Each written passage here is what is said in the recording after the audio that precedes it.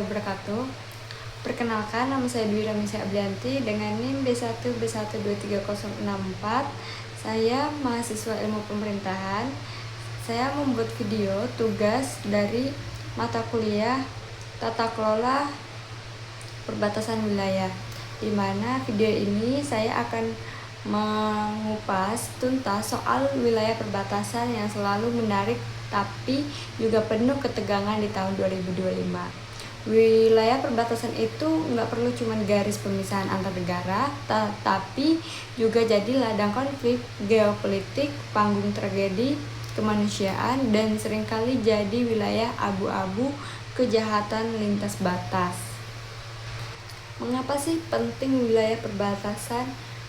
Karena wilayah perbatasan sangat krusial, karena di situ kedaulatan negara diuji sekaligus jadi pintu gerbang ekonomi dan sosial. Tapi ironisnya daerah di perbatasan sering jadi sumber masalah besar, mulai dari sengketa wilayah, penyeludupan barang ilegal, sampai perdagangan manusia yang sangat mengkhawatirkan.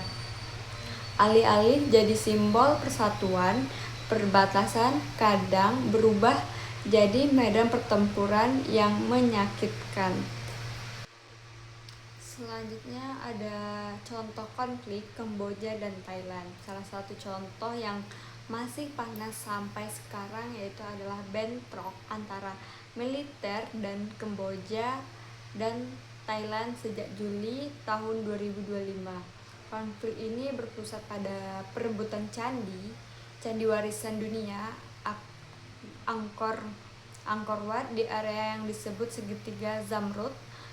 Zona ini memang rawan karena diperebutkan oleh kedua negara. Akibatnya ratusan warga harus mengungsi dan ada beberapa korban meninggal. Ini bukti nyata bagaimana garis batas yang sudah lama itu jadi pemicu besar konflik dan luka bagi kedua bangsa.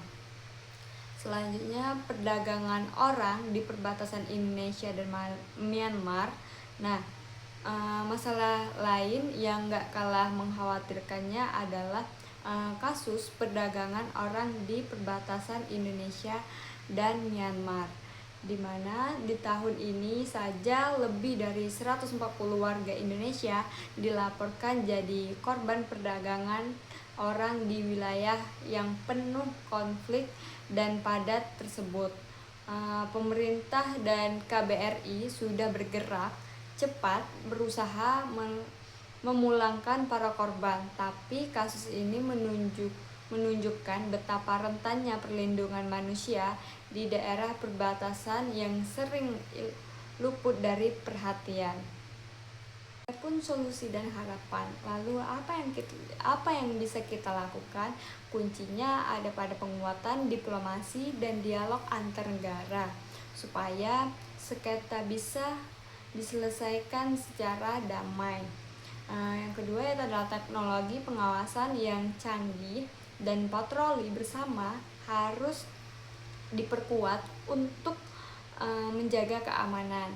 Yang ketiga itu adalah penegakan hukum terhadap kejahatan lintas negara, khususnya perdagangan orang harus tegas dan pelaku diberi hukuman yang berat.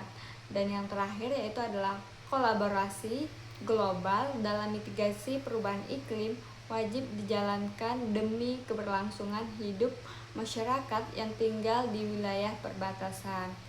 Baik, selanjutnya itu adalah kesimpulan.